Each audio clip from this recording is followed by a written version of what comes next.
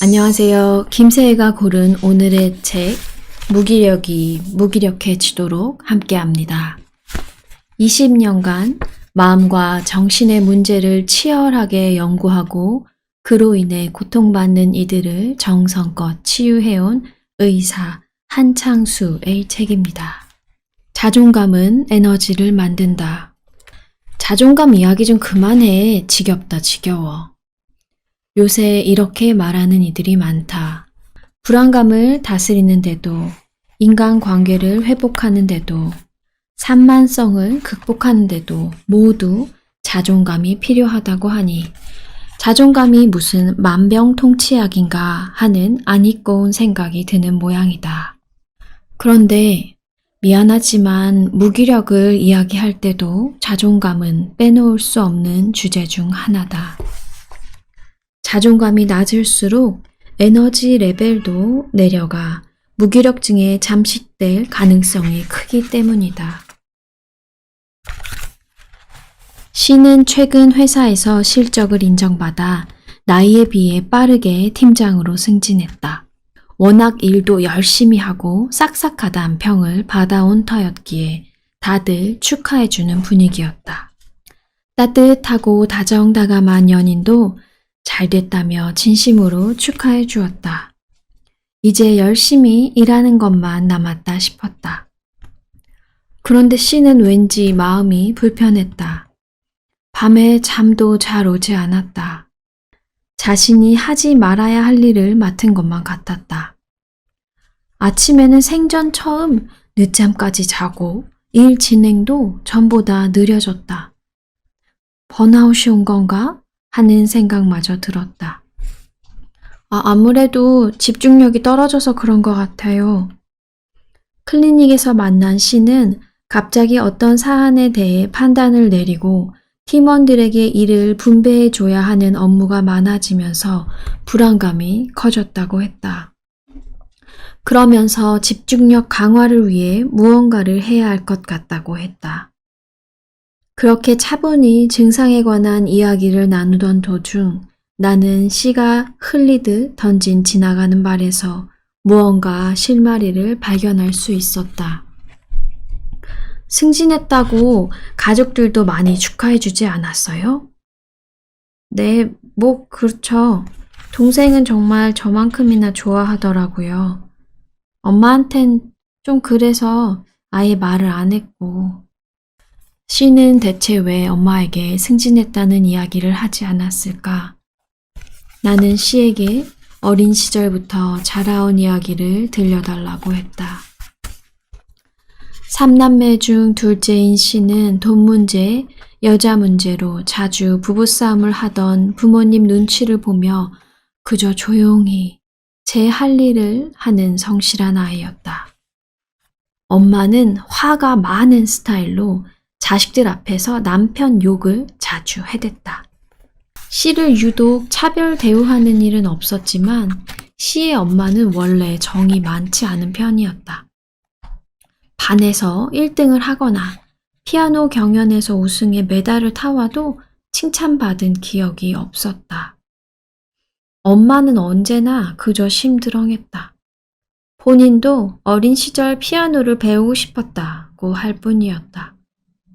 학교를 졸업하고 꽤 괜찮은 회사에 입사했을 때에도 엄마는 왜 더 좋은 회사에 가지 않는 거냐고 따져 묻기만 했다. 이제 나이를 많이 먹은 엄마는 씨를 볼 때마다 여기가 아프다, 저기가 아프다 같은 소리만 한다. 옆집 아들은 아주 잘 돼서 미국에 갔다는 이야기와 함께. 씨는 차가운 엄마 밑에서 칭찬받지 않고 큰 착한 딸이었다. 어릴 땐 그 엄마에게 잘 보이려고 그저 무엇이든 열심히 하고 좋은 결과가 있으면 즉시 가서 말씀드리고 했는데 이제 나이를 좀 먹고 보니 팀장 된 것도 알려봐야 엄마가 그리 좋아할 것 같지 않다는 느낌을 무의식적으로 받은 것이다. 칭찬받을 만한 일을 알려도 늘 심드렁하고 까칠했던 엄마에게 길들여진 탓에 씨는 좋은 일이 생겼는데도 이게 좋은 일인지 내가 잘한 것인지 잘 알지 못하고 오히려 앞으로 뭘 더 어떻게 해야 하나 하면서 불안에 휩싸였다. 그렇게 의미 없음과 불안감을 느끼면 미래를 위해 무언가를 할 이유가 없다는 생각이 들면서 기운이 쭉 빠지고 만다. 자존감이란 말 그대로 자기 스스로 품위를 지키고 나를 존중하는 마음이다. 이는 자존심이라는 말과는 그 의미가 사뭇 다르다. 시는 자존심은 결코 낮지 않았지만 차가운 엄마로 인해 자존감은 무척 낮은 상태였다.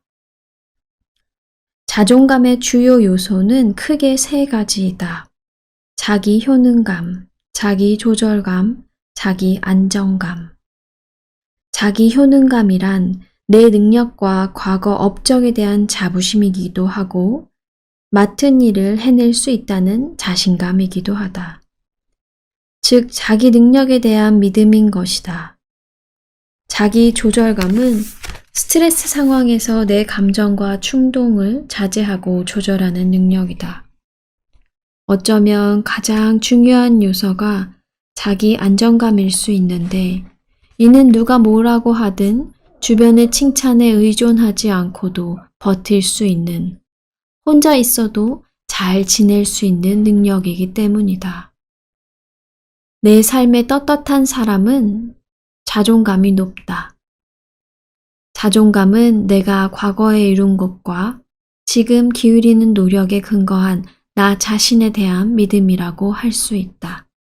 그렇다 보니 자존감 높은 이들은 쉽게 포기하지 않는다. 일이라는 게 한 번에 되기도 하지만 몇 차례 시도해야 성공한다는 걸 잘 안다. 같은 이유로 이들은 타인에게 크게 기대하지 않는다. 타인에게 의지하고 실망하기보다 내 할 일, 내 삶에 충실하려 한다. 내 계획 안에서 움직이기 때문에 실패한 것을 부끄러워하거나 자책하지도 않는다. 실패할까봐 불안해하거나 떨지도 않는다. 혹시 실패하면 지금 수준에 맞춰 계획을 수정하고 다시 시도하면 된다고 여긴다. 국내 한 연구에서는 성인의 자존감에 영향을 주는 실질적인 요인을 분석했다. 그 결과는 아래와 같았다. 자신 및 타인의 인정, 부모의 인정, 국가에 대한 자부심, 사회의 인정, 배우자의 인정, 인기, 신체적 매력과 외모, 자녀에 대한 만족, 자신의 성취, 경제력, 사회 봉사. 자존감을 높게 유지하는 데 자신과 가족을 포함한 주변의 인정뿐 아니라 자녀나 경제적 부분, 외모에 대한 만족감이 필요하다는 사실은 결국 타고난 부분이나 물적인 요소도 무시할 수 없다는 점을 보여준다. 좀 씁쓸하지만 무척 현실적인 결과가 아닌가 싶다. 그러나 실망하기엔 이르다. 좀 더 살펴보면 능력이나 외모, 경제력 같은 외적 요소가 전부가 아님을 알 수 있다. 오히려 외적 요소는 절대적인 것이 아니며 자기 자신을 스스로 어떤 감정으로 받아들이는가라고 하는 자기 수용의 정도가 자존감 유지에 중요하다고 할 수 있다.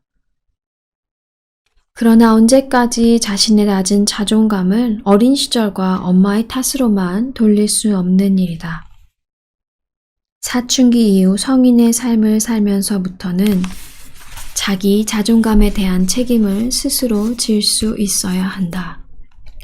자존감이 낮아서 생기는 여러 가지 자신의 문제를 해결하기 위해 스스로 방법을 찾아야 한다는 뜻이다.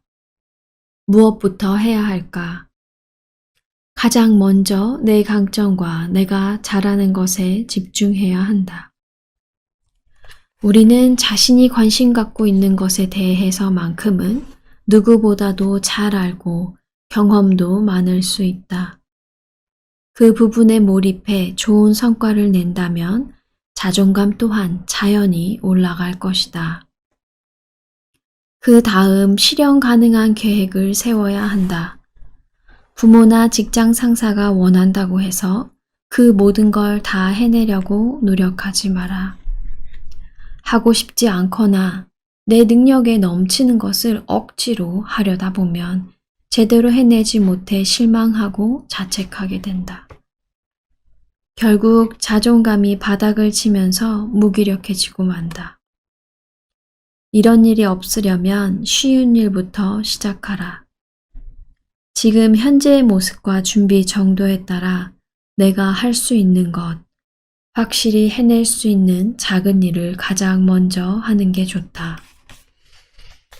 작은 성공 경험은 다음 시도를 좀 더 편한 마음으로 할 수 있게 해줄 것이다. 마지막으로 기운이 없어 움직이기 힘들어도 일단 움직여라. 움직이는 것은 무엇보다 중요하다. 무기력과 우울증에서 벗어난다는 것은 자존감과 자기 인식이 호전된다는 뜻이다. 하지만 여기까지 가는 데는 시간이 걸린다. 적어도 초기 단계에서 부정적 사고방식에서 벗어나 자기 효능감과 자신감을 북돋기 위해 간단하게라도 신체적 활동을 시작하는 것이 더 중요하다.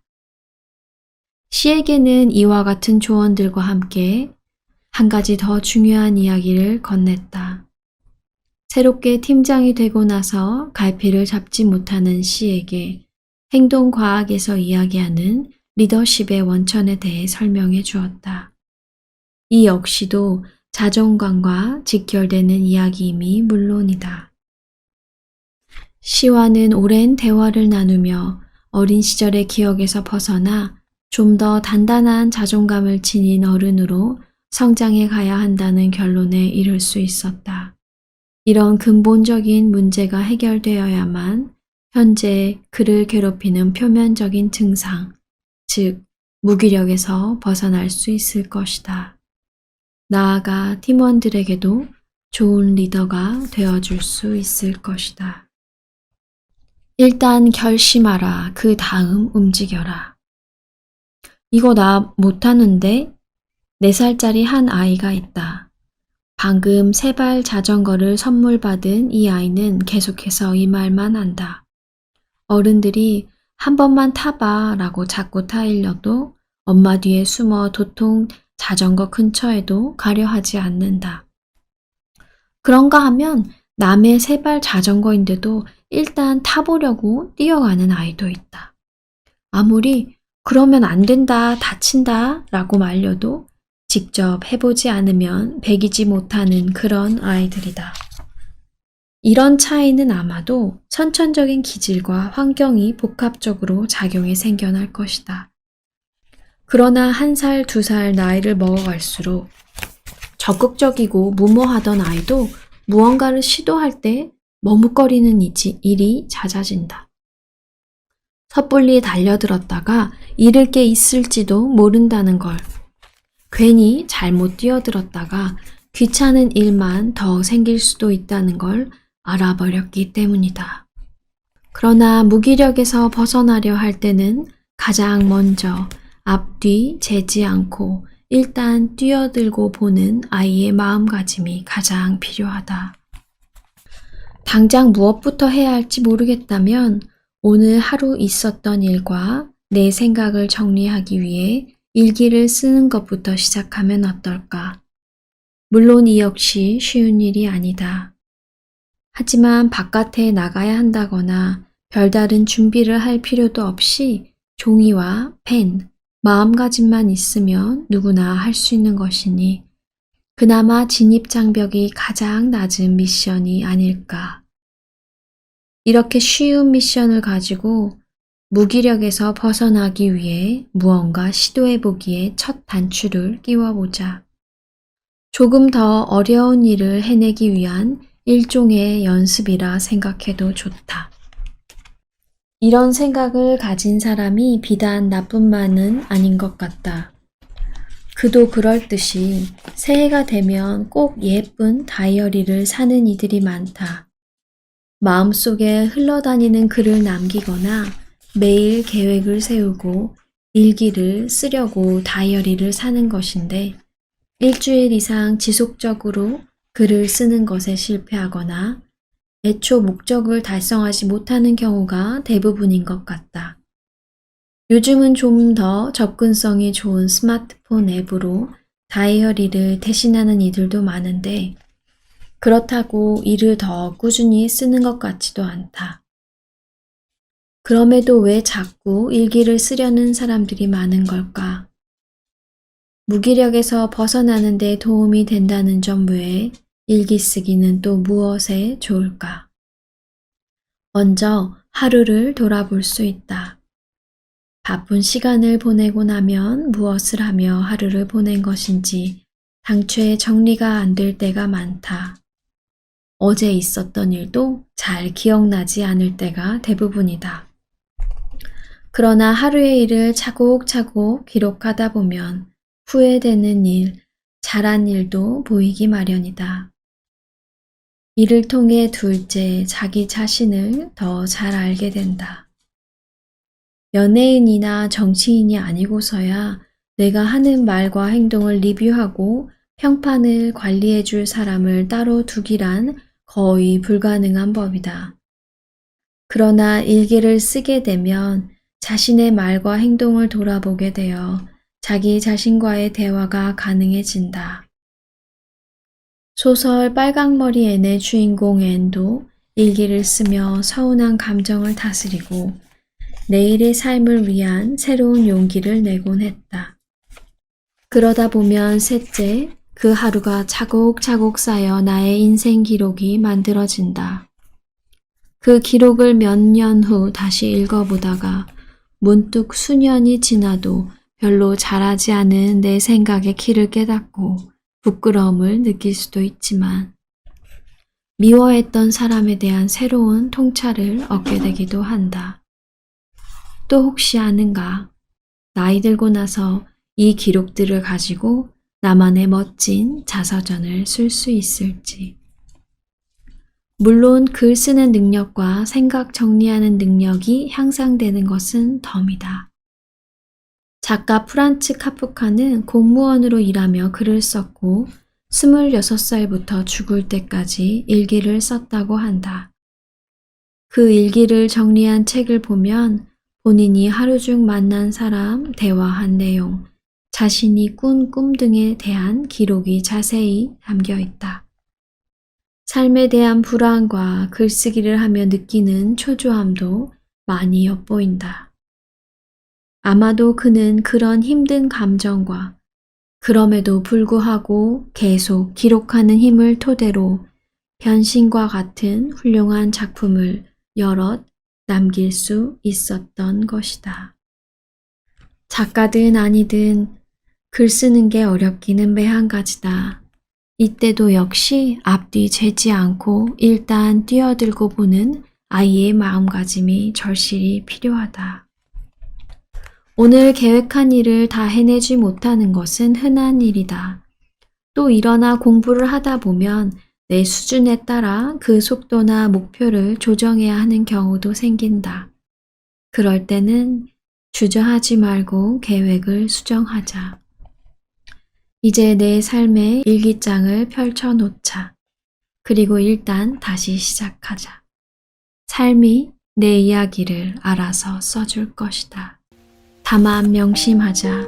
내가 움직이지 않으면 할 이야기도 없을 거라는 걸. 김세희가 고른 오늘의 책 함께 해주셔서 감사합니다. 사랑합니다. 축복합니다.